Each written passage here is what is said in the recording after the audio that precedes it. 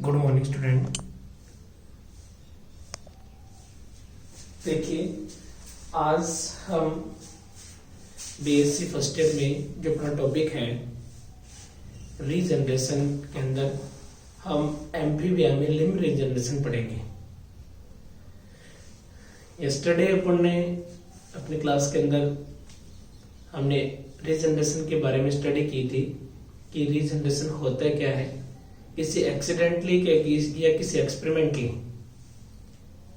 शरीर के अंदर कई प्रकार की कोशिकाएं, अंग ये नष्ट होते रहते हैं।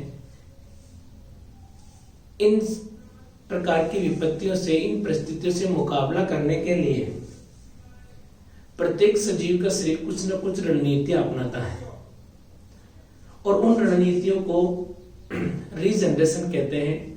अलग अलग जीव में रीजनरेशन की क्षमता अलग अलग होती है। ठीक है, हमने रीजनरेशन के प्रकार पढ़े थे, एपिमॉर्फोलैक्सिस, मॉर्फोलैक्सिस। ठीक है, फिर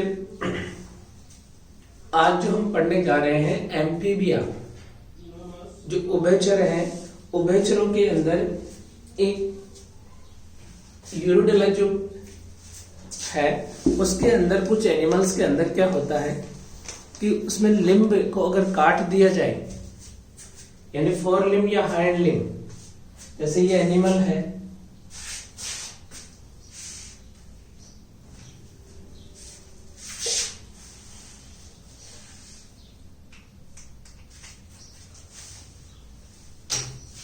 अगर ये एनिमल है जैसे ये, इस एनिमल के अंदर मान लीजिए ये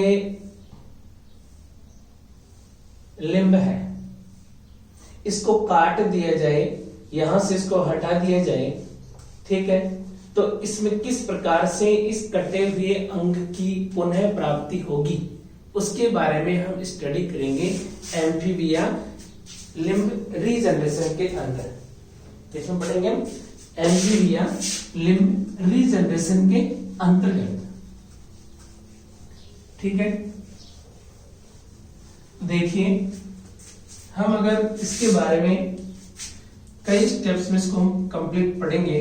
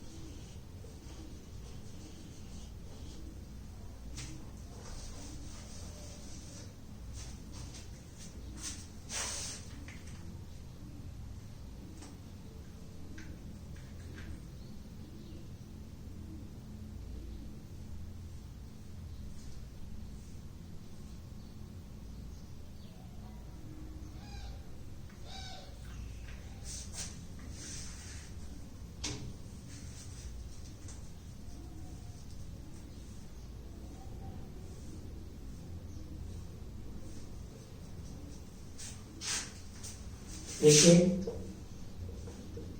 एम्फीबिया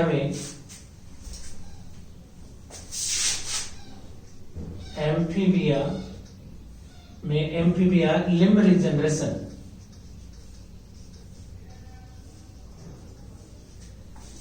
इसमें कुछ घटनाएं होती हैं, यानी लिम्ब रीजनरेशन के दौरान इसमें कुछ प्रकार के परिवर्तन होते हैं और वो परिवर्तन दो श्रेणियों में डिवाइड किए गए हैं।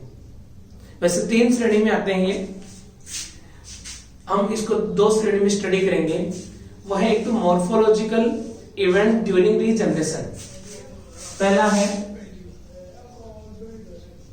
Morphological events during regeneration. Morphological events during regeneration, यानी रीजनरेशन के दौरान मॉर्फोलॉजिकल कौन कौन से इवेंट्स डेवलप होते हैं, कौन कौन सी घटनाएं होती है मॉर्फोलॉजिकली। अब इसको भी डिवाइड, दूसरा है हिस्टोलॉजिकल इवेंट्स, यानी लिम्ब का जब उन्हें प्राप्ति होगी उस समय कौन कौन से औतिकीय परिवर्तन होते हैं, औतिकीय घटनाक्रम होते हैं, उनके बारे में किसमें स्टडी करेंगे, हिस्टोलॉजिकल इवेंट्स के अंतर्गत। ठीक है, अब देखिए हिस्टोलॉजिकल हम इन दोनों को साथ साथ में भी पढ़ सकते हैं और सेपरेटली भी इनकी स्टडी कर सकते हैं, लेकिन ये एक दूसरे से जुड़ी हुई घटनाएं हैं। किससे जुड़ी हुई है, एक दूसरे से जुड़ी हुई घटनाएं हैं। ऐसे नहीं है कि हिस्टोलॉजिकल होगा तो मॉर्फोलॉजिकल नहीं होगा, क्योंकि मॉर्फोलॉजिकल घटनाएं जो होती है वो हिस्टोलॉजिकल इवेंट्स घटनाओं के कारण ही होती है। अब हम यहाँ पे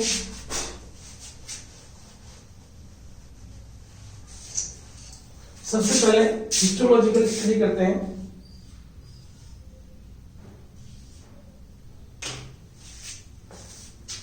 देखिए हिस्टोलॉजिकल को 3 श्रेणियों में डिवाइड किया गया। कितनी श्रेणियों में डिवाइड किया गया है, 3 श्रेणियों में।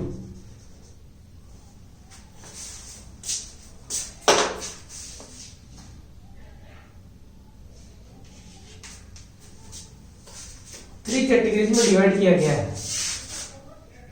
पहली कैटेगरी है वो है प्री ब्लास्टिमा स्टेज, प्री ब्लास्टिमा स्टेज। और प्री ब्लास्टिमा स्टेज क्या है, देखिए किसी भी दुर्घटना के कारण या किसी भी एक्सपेरिमेंटली हमने इस लिम्ब को, ये लिम्ब है और ये किसी भी कारणवश हट गया, कट गया और यहां पर क्या उत्पन्न हो गया, घाव हो गया। ये लीजिए घाव। अब इसमें रीजनरेशन होगा। क्या होगा, रीजनरेशन। इतना घाव हो गया, यहां पे ब्लडिंग हो रही है, हमने हाथ को या तो वो किसी एक्सीडेंटली हट गया या हमने उसके लिम्ब को क्या कर दिया, काट कर फेंक दिया एक्सपेरिमेंट करने के लिए कि क्या वाकई इसके अंदर इस प्रकार की कोई घटनाक्रम होता है। तो सबसे पहले यहां पर क्या होगा, यहां पर जो ब्लड बह रहा है वहां पर ब्लड की क्लोटिंग होगी, रक्त का थक्का जमेगा। क्या होगा, रक्त का थक्का जमेगा। और रक्त का थक्का जमने से क्या होगा, किसी भी प्रकार की कोई भी ब्लडिंग नहीं होगी। ठीक है ना, यानी सैलामेंडर की हम पढ़ रहे हैं, किसकी पढ़ रहे हैं, सैलामेंडर में। सैलामेंडर प्राणी के पैर के कटने के बाद पाद के आंतरिक उत्तक मुक्त होते हैं, इंटरनल टिश्यू क्या होते हैं, मुक्त होते हैं, फ्री होते हैं, एवं रक्त वाहिनियों से क्षतिग्रस्त होने से यह रक्त स्राव होने लगता है। रक्त वाहिनियां क्षतिग्रस्त होती है, ब्लड वेसल्स क्षतिग्रस्त होती है तो क्या होता है, ब्लड बहना स्टार्ट हो जाता है, ब्लड आता है। तो सबसे पहले क्या होगा, इसके घाव के अंदर क्या होगा, रक्त का थक्का जमेगा। क्या बनेगा, रक्त का थक्का बनेगा।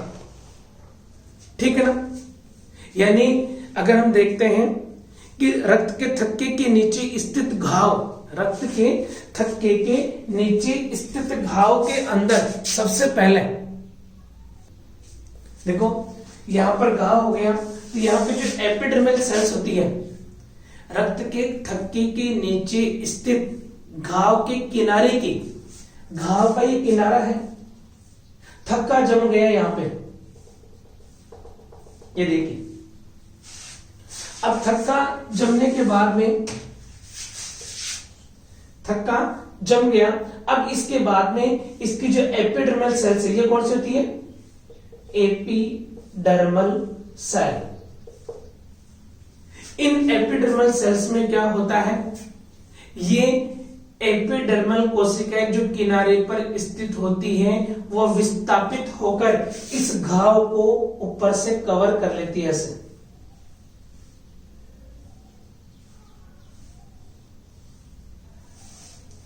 क्या कर लिया, कवर कर लिया, विस्थापित होकर, फैलकर इधर से और ऊपर से और नीचे से क्या हो गई, विस्थापित हो गई।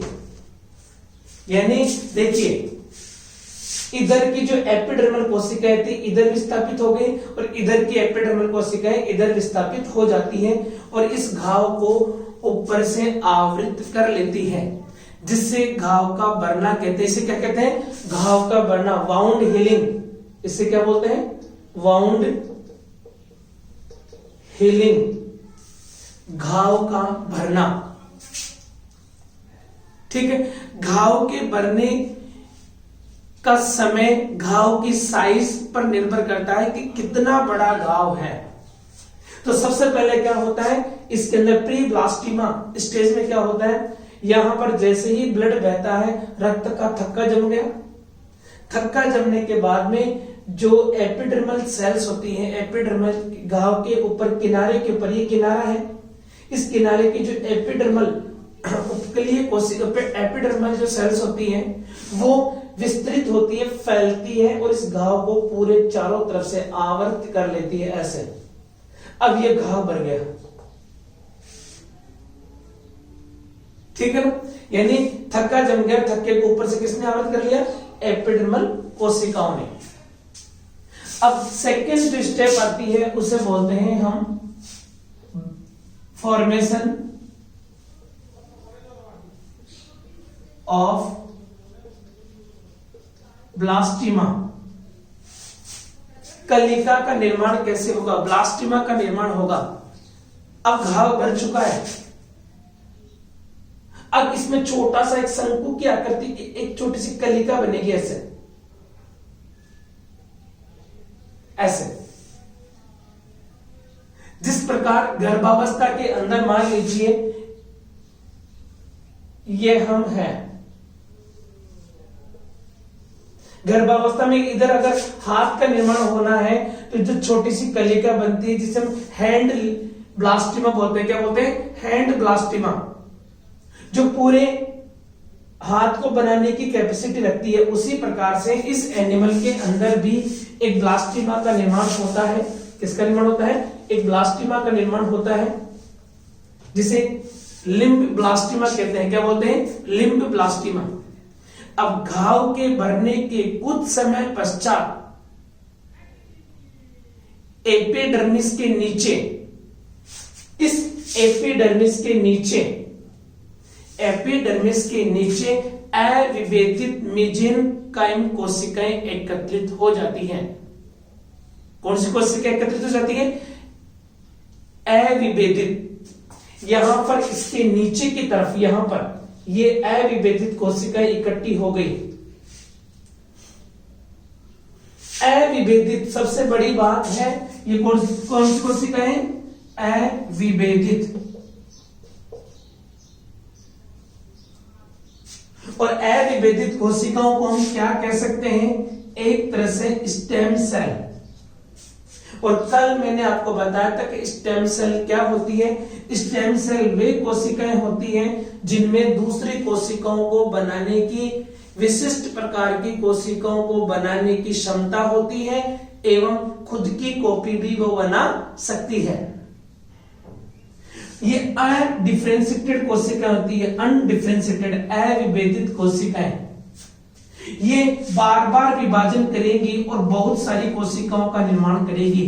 तो धीरे धीरे बार बार विभाजन से ये कोशिकाएं आगे बढ़ती जाएंगी और धीरे धीरे एक ब्लास्टिमा का निर्माण हो जाएगा। अब इसे हम क्या कहते हैं? ब्लास्टिमा। क्या बोलते हैं इसको हम? ब्लास्टिमा।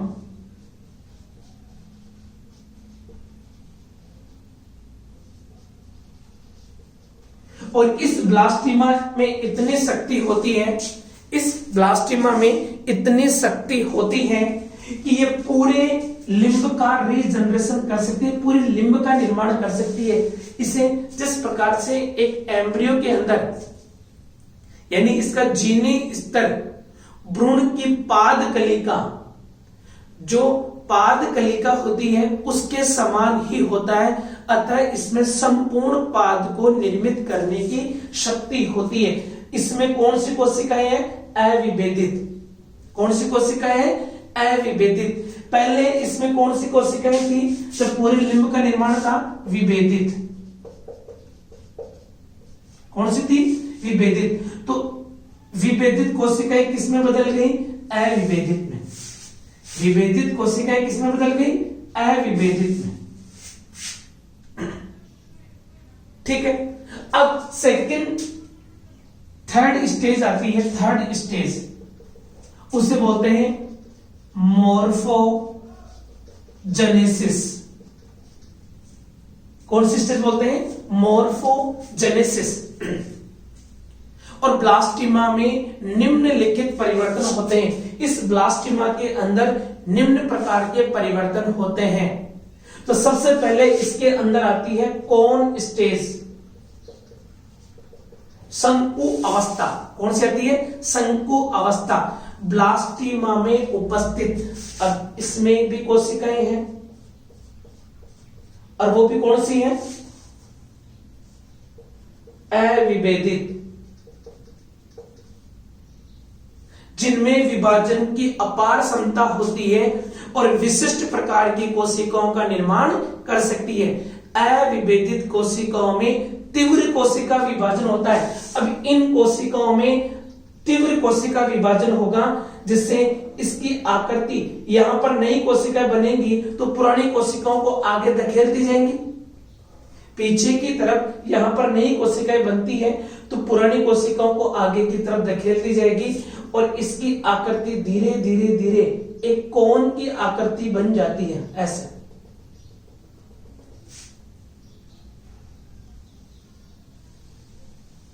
शंकु की आकृति कैसे बन जाती है? शंकु की आकृति धारण कर लेता है। अतः इसे क्या बोलते हैं हम? कोन स्टेज। कौन सी अवस्था बोलते हैं? कोन स्टेज। अब आता है प्लेट स्टेज। सेकंड आती है प्लेट स्टेज। अब क्या होता है, जैसे ही कोन स्टेज का निर्माण हुआ थोड़े समय पश्चात ये शंकु का आगे वाला क्षेत्र चपटा होने लगता है। कैसा हो जाता है? चपटा। जिस प्रकार से अपना हाथ मान लीजिए ऐसे है, अभी ये शंकु की आकृति है और थोड़े समय बाद में ऐसे हो जाए तो ये चपटा हो गया। क्या हो गया? चपटा। तो ऐसे ही इसका अग्र भाग कैसा हो जाता है? चपटा हो जाता है, जिसे हम क्या बोलते हैं? Plate stage. क्या बोलते हैं? Plate stage. अब पाद के कटने के 30वें से 35वें दिन बाद एक पट्टिका अवस्था उत्पन्न होती है। पट्टिका अवस्था के मुक्त सिरों पर, इसके मुक्त सिरों के ऊपर खांच उत्पन्न होने लगती है। यहां पर क्या होती है? खांच उत्पन्न होने लगे ऐसे।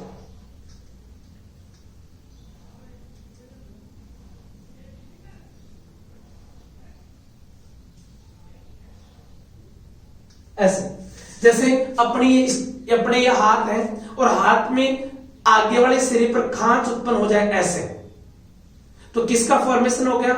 डिजिट्स का, अंगुलियों का।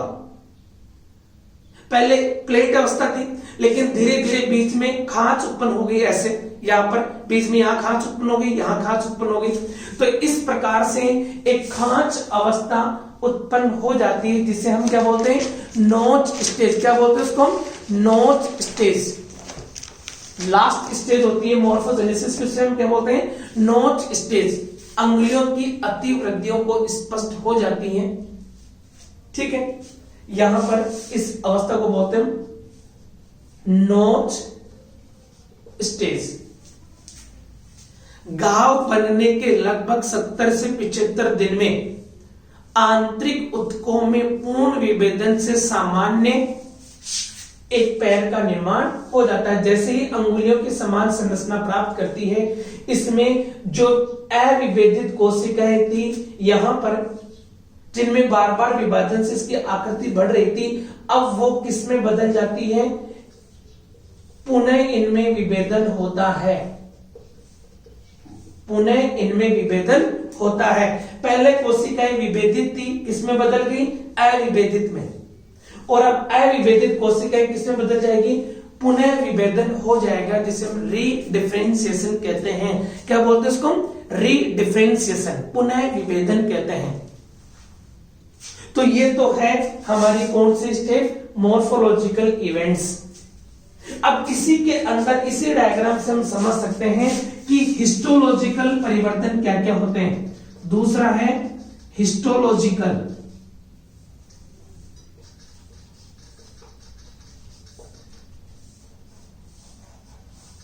और हिस्टोलॉजिकल में सबसे बड़ी बात क्या है, यानी विभेदित कोशिकाओं का अविभेदित में बदलना और पूरे पैर का निर्माण होना और अविभेदित कोशिकाओं से पुनः विभेदन होना ही क्या कहलाता है, हिस्टोलॉजिकल इवेंट्स कहलाते हैं। इन्हें क्या बोलते हैं हम, हिस्टोलॉजिकल इवेंट्स। इन्हें हम औतिकीय परिवर्तन की श्रेणी में हम इनको रखते हैं। ठीक है, तो इसमें 3 घटनाक्रम होता है। कितने घटनाक्रम होते हैं, 3 घटनाक्रम होते हैं। देखिए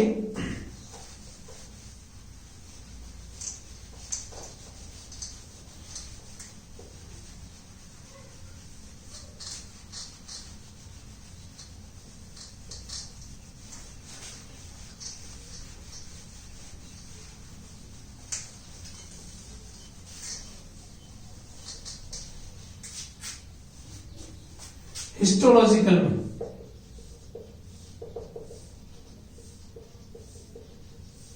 पैर के निर्माण के समय 3 प्रकार के औतिकीय परिवर्तन होते हैं। पहला है डी डिफरेंशिएशन,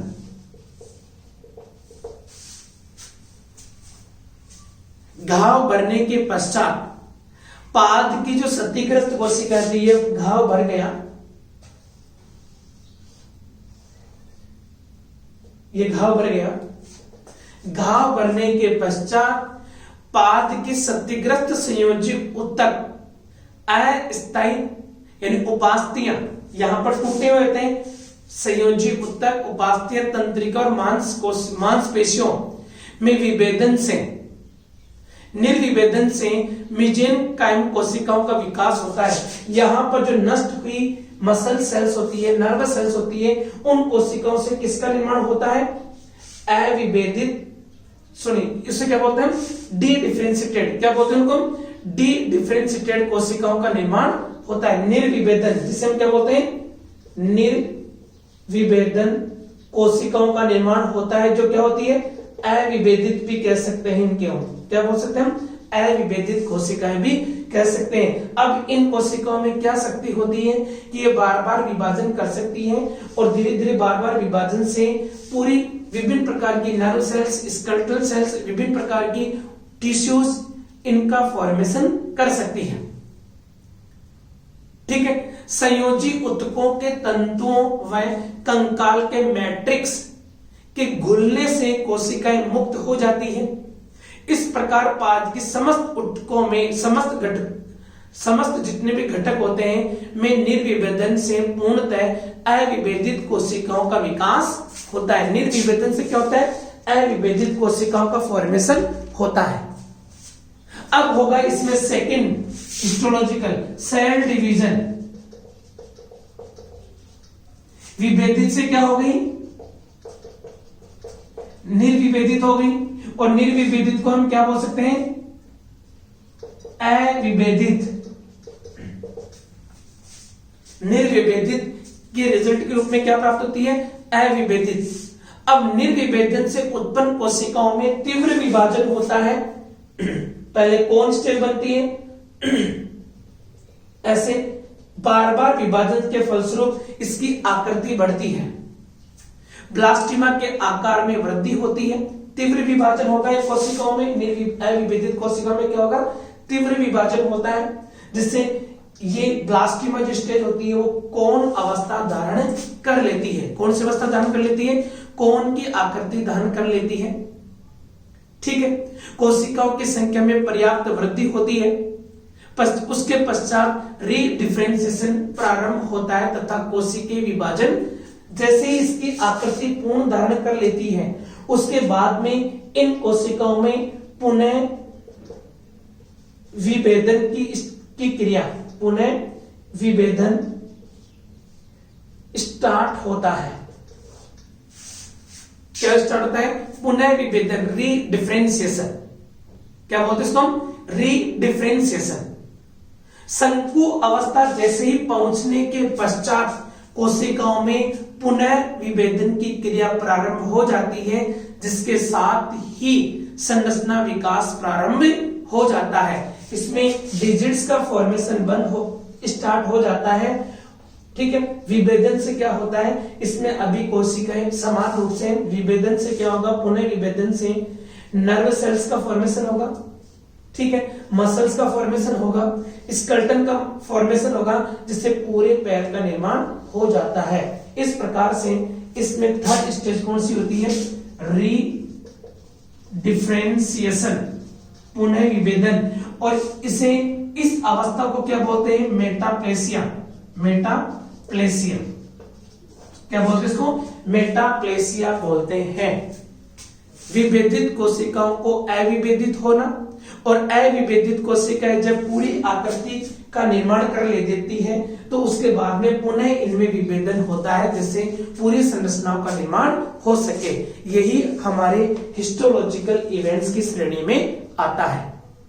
ठीक है, ये हमारा रीजनरेशन के अंदर दो जो परिवर्तन थे एम्फीबिया के लिम्ब रीजनरेशन में, मॉर्फोलॉजिकल इवेंट्स जिसके अंदर पूरे स्ट्रक्चर का फॉर्मेशन होता क्यों है, इस हिस्टोलॉजिकल इवेंट्स के कारण।